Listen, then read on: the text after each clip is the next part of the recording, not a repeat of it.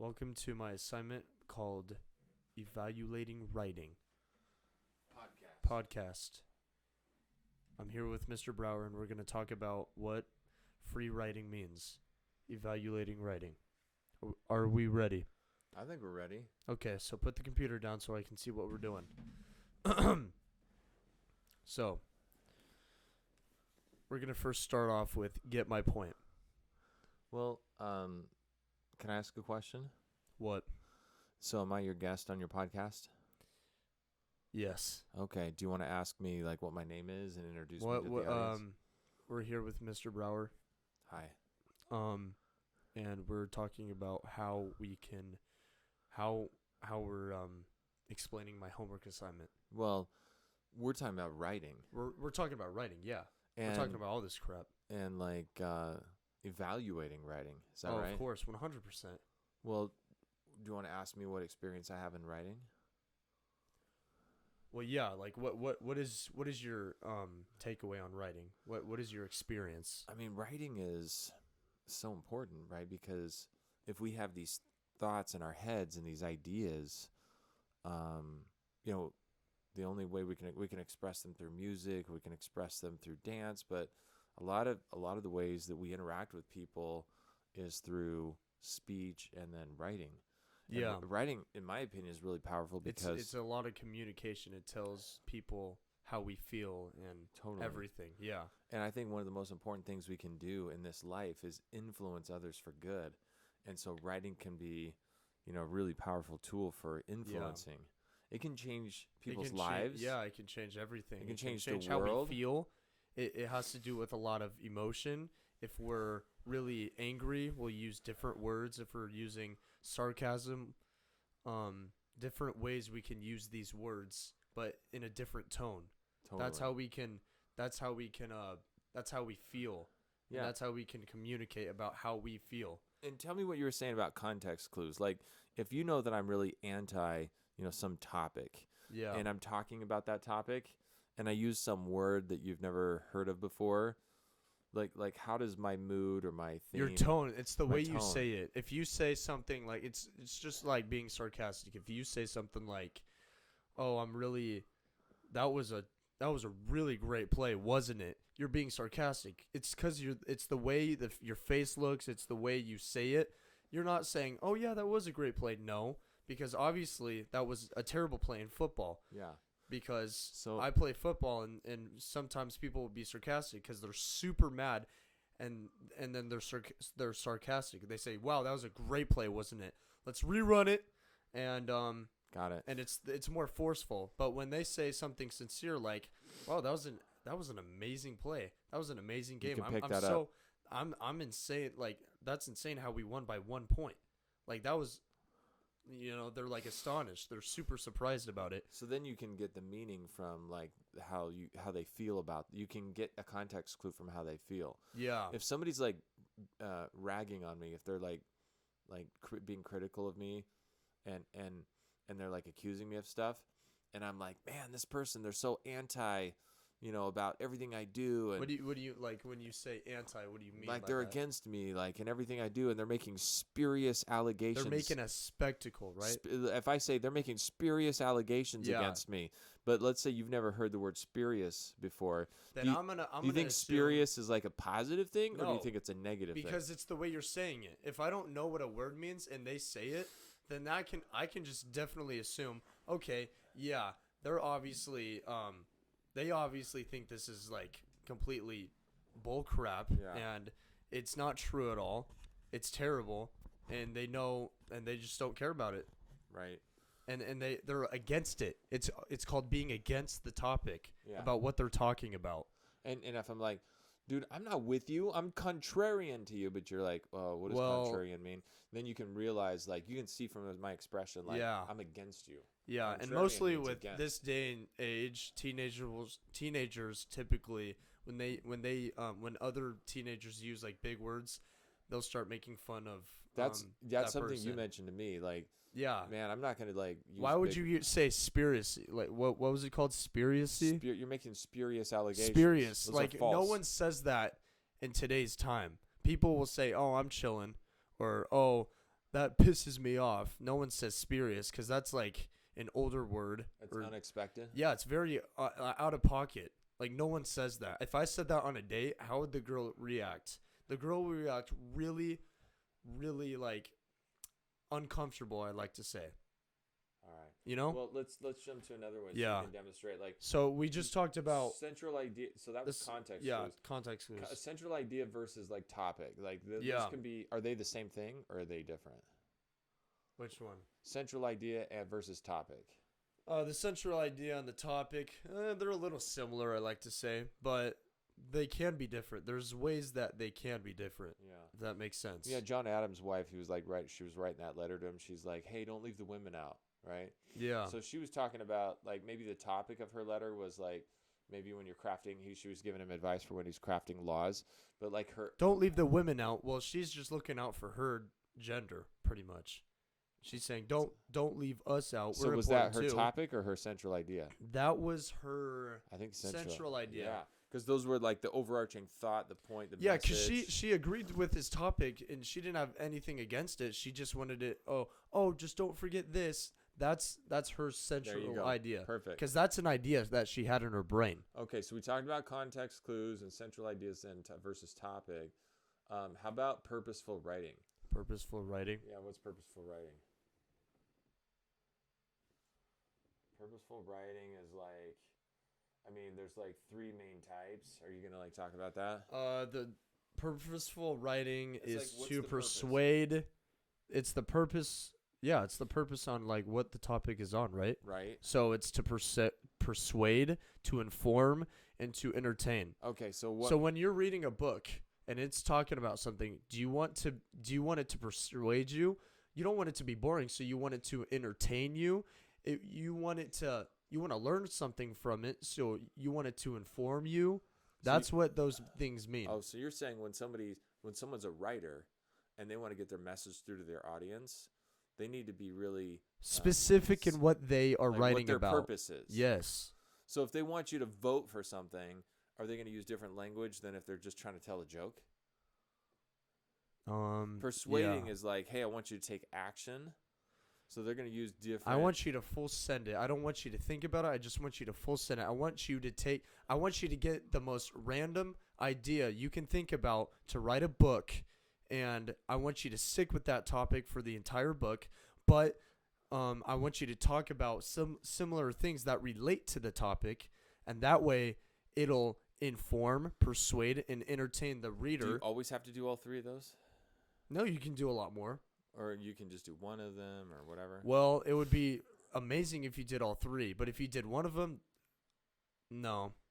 I'd much rather do 3 because I want the reader to be entertained, and that way when the book sells, they get more money from that because it's such a good book. What if your purpose was to like stop people from dying when they fly in airplanes? Like we got to end like deaths from like Airplanes? airplane travel. We got to Well, it depends on gotta like make what flights- happens. we got to make flights more safe because an airplane just No, crashed. it depends on like what happens. Are there robberies on the No, they're crashing. Oh, they're crashing. Okay, So it's so not safe. So what we need to do is we need to fix those airplanes. Yeah. People need to get into the So- airplane and start knowing what they're doing. So you would We need more experienced people right that would know you- how to would fly you- a plane. How would you write to persuade and inform about that? I would say we need to get some guys out there that have the correct tools, that have at least 5 years of experience about flying planes.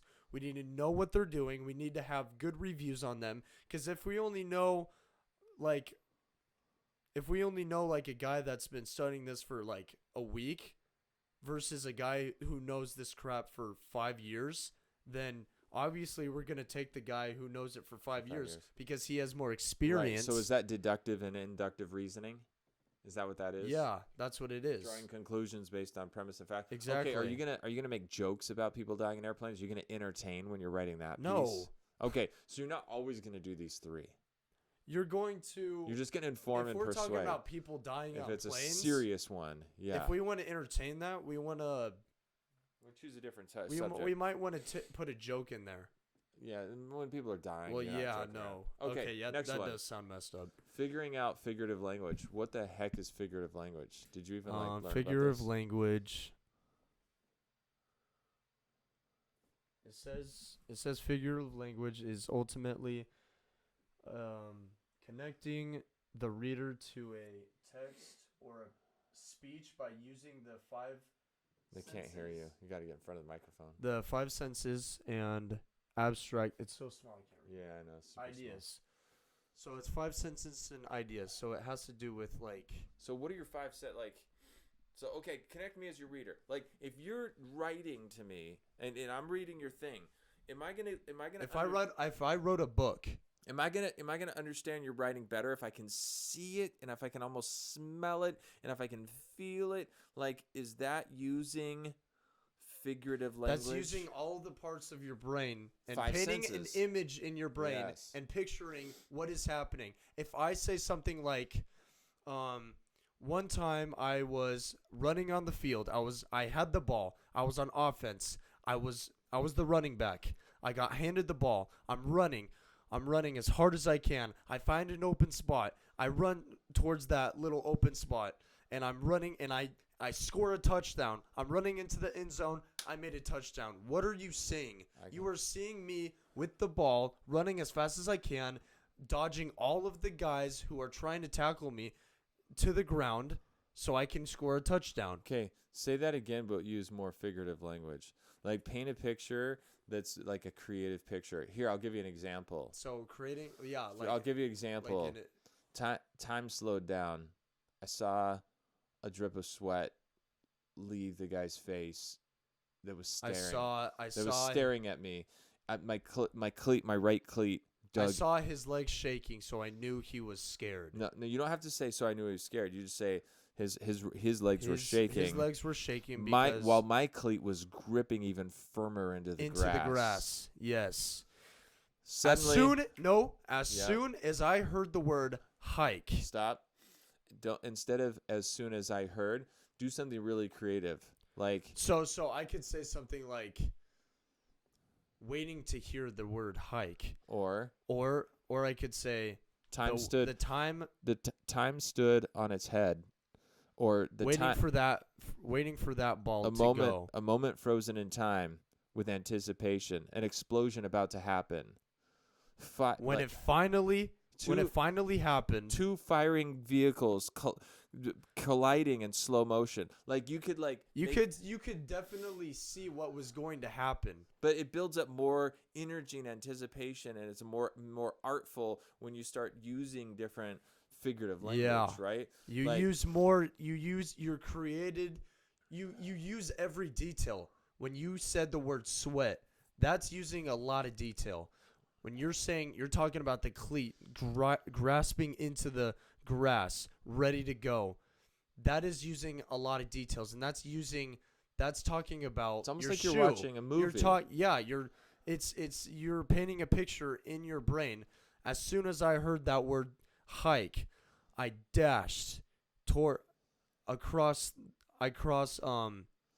the quarterback. He handed me the ball as I grasped it as hard as I could to my chest. What's a I different could word say for something. What's a different word for handed?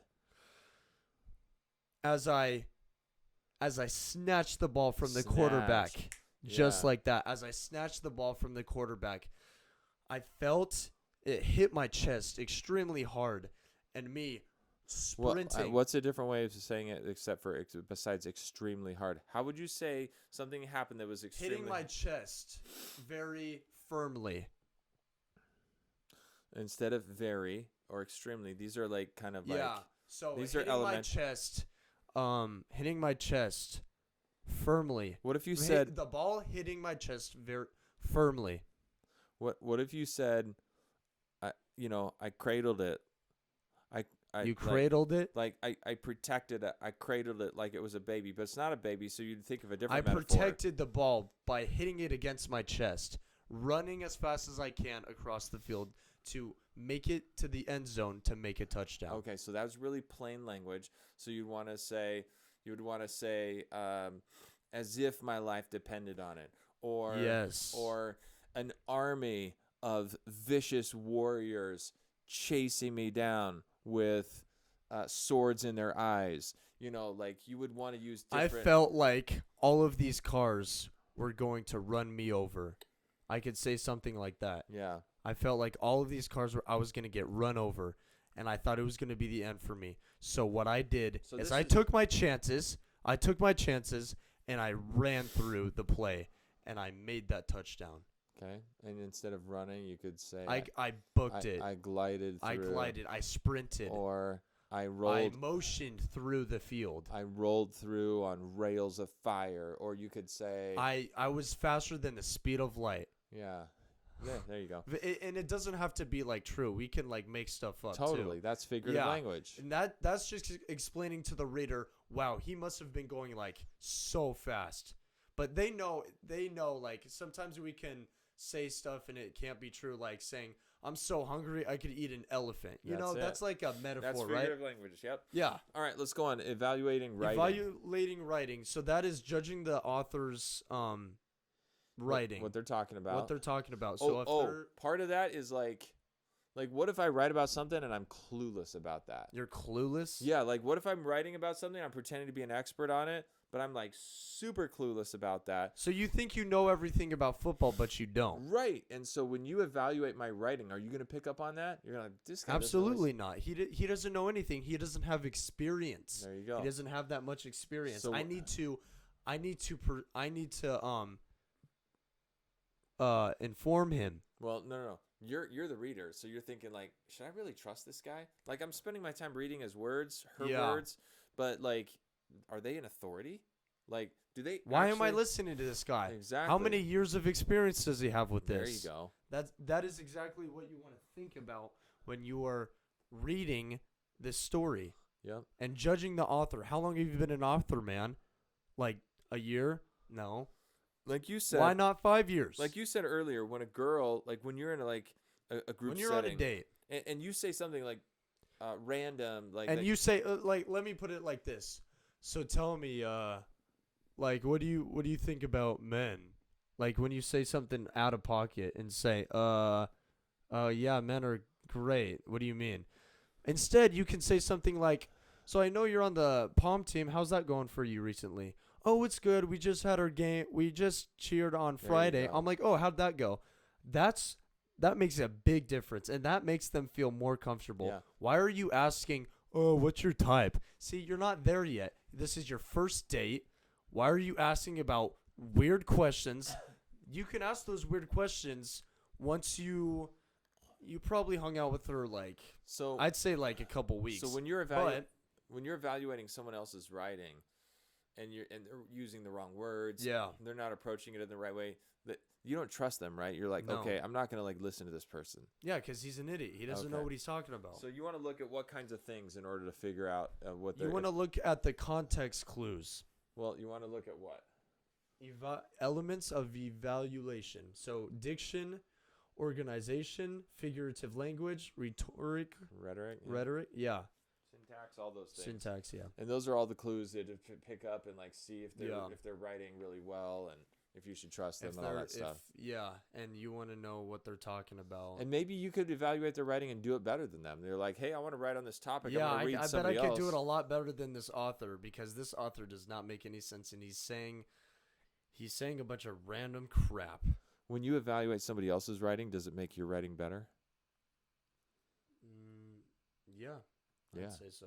Because then you can think more critically. If you think you can do a better job than the author in the book you're writing, if you think you can do a better job, do it and show people. Stop talking about it and do it. There you go. Actions speak louder than words. All right. So finally, in this day and age, we're going to cover the sixth topic. Like, tell me about like presentations, digital presentations. Like when somebody does like a slideshow on the big screen. Yeah. Like, is that like when I was a kid? That wasn't as very typical. Like, No, because you guys we didn't have all these flat electronics. screens. Yeah. We didn't have the internet. So Because you guys weren't there yet. we didn't have you the guys technology. didn't have enough information. We didn't have the technology. You didn't have enough information that were built into people's brains as of today. A person could probably make a computer right So- now from scratch. Okay. So tell Yeah. me about when they're putting a digital presentation on, like Like, what is that? How is that effective? And like, what does that do? Like, what are some tips to do an effective presentation? Should you be using long paragraphs, or do you just want to be like really? No, don't use long paragraphs because people don't really want to read long paragraphs unless it's a chapter book. Well, I'm if talking you about want to make, on the screen. I know what you're saying, but if you want to make a slideshow, I would put bullet points because that's what people want to see. Bullet point right here. I would say two to three sentences in one bullet point, and then another bullet point, 2 to 3 sentences, another one. Don't make so many bullet points. I'd say make about 4 or 5 bullet points. Okay, just make a summary about it. What about make pictures? it short and sweet. How about Pictures are really good because then they'll know, oh, so this is what it looks like. If I look at this, then I'll know all this information. Sometimes music people sometimes are a visual learner. I'm more of a visual learner myself. I learn better if I actually see it. When I actually see it, then I know how to do it. When we're talking about football and people are saying, "What are we playing?" Well, I don't really know. But when they say, "Okay, this is what this position looks like," okay, I know I have to be the very back in line with the ball. That's my position, safety on defense. Yeah. I know what it looks like. So if you saw a presentation about how to play football, you would want to see diagrams. I would want to see the way it is all set up. I want to see the position. I want to see the field. I want to see what guy's playing my position, so I know I can be in that exact spot. There you go. That's the way I learn. All right, cool. And then so just an example, you should ask me if I'm doing any like slide decks or presentations. Well, go ahead. Yeah, so in my business, I'm doing a slide deck. Well, I might be doing a slide deck soon to raise money for a new business idea. What can you explain to me what a slide deck is? Yeah, slides, basically a deck like you have a deck of cards. Yeah. It's just a bunch of slides that you're going to put in a presentation, so one after the other. And I'm going to make sure that when I do that, hey, do you think if I used a different font on every slide, like the words look differently? Yeah, I changed it up. The people love updates. Why do you think we have updates? I'm going somewhere else with this. If I'm trying to get investors to trust me and think that I'm really super professional, do I want the text on every slide to be the same font, or do I want it to be different, like just change cartoony, it up. Clowny, like? That's not that professional though. If you make it cartoony, people are gonna say, "Oh, is this a joke?" Because people that are cartoons. If somebody's gonna give me it's really a couple $100,000, then they want to see like, okay, I'm steady, I'm predictable. Maybe if you were making a cartoon, then you could probably do something with that. Then you could clown around and have fun. Yeah, clown around, just like how they made the show South Park, just like how they made The Simpsons. Yeah. So you need to know your audience. Is that what you're saying? You got to know your audience and your purpose. The purpose on what you're doing. Are you making a cartoon? Yes or no? All right, got it. Yeah, cool. But if you're trying to make it serious and talk about mainly about properties or whatever you're talking about, like a business, don't make it a cartoon. All right. So to wrap it up, like, what's this whole podcast about today? This whole podcast is about. Like, what have we been talking about? We got through all of them. Yeah, what have we been talking about? We're talking about what the different meanings of get my point. Well, what are we talking about? We're talking about writing. We're talking about writing. Evaluating writing, yeah. Evaluating writing. Exactly. But that's just one of the things. So good luck on your journey. Yeah, appreciate it. Evaluating writing. Yeah. Like, I think we covered some nice topics here. We have. We talked about every little detail on how an author can do a better job of explaining a story. And we just talked about like what you can do better for your business. Yeah. And these are really good, amazing questions because we should be asking these questions and finding all the answers to these questions in order for us to proceed and be successful. Because that's persuasive. Because what R.L. Stein, Albert Einstein. I got it all mixed up. It's all right. Albert Einstein, he had tons of questions. Everybody thought he was stupid because he was asking so many questions. See, when I started football, everybody thought I was asking a bunch of questions, and everybody thought I was an idiot. People are saying, "Stop overthinking it, bro. You're so stupid. Like, you need to like watch film, understand it." And once I started asking so many questions and I got so many answers, this one kid like pretty much taught me how to play my position in football. Super grateful for him. And what he did is he just explained everything I needed to do. And then once I got on that field, and I played on Friday in Campo versus Campo, Yeah. and I knew exactly what I needed to do for my position of safety. And then coach put me on kickoff, Nice. third team kickoff, and I want to say that my experience in my life right now, like, it is just progressing in the right direction. It's going up. Totally. I know, like, I'm learning new things. I know what I'm talking about. I'm not perfect, so I don't know everything. You learn something new every single day, and that's the important thing to realize, because nobody's perfect, and at the end of the day, at least you learn something, and you know that. Totally. All right. So, Let's wrap it up. all right, thank you so much for coming on, Mr. Brower. I wanna give a big thanks to you. Yeah, for sure. Can you tell everybody? Dude, I'm here for you. Do you want to go? Do you have an Instagram, YouTube? Oh, yeah. Follow us, Mark Brower Properties. We help make it easy to be Yeah. a landlord. Go follow That's him. my He's day got some job. good stuff. www.markrent.com. Exactly. If you want to learn how to invest in real estate, Yeah. I've got people on my team. We can help you with that. Yeah. That's great. Okay. I wouldn't do So- that. You wouldn't do this? No. Because if I want to influence people to spend $150,000 as a down payment to buy an investment property, and I Yeah. do this, And you do that, then I'm it's just losing going to turn the credibility. people away. It's, they're like, gonna "Who's turn the this other cheek." clown?" Yeah. Yeah. That's That's a what good we point. talked about the right. cartoon. All right? We're not doing that either. All Okay. right, we'll see ya. Well, we'll see you. Thank you.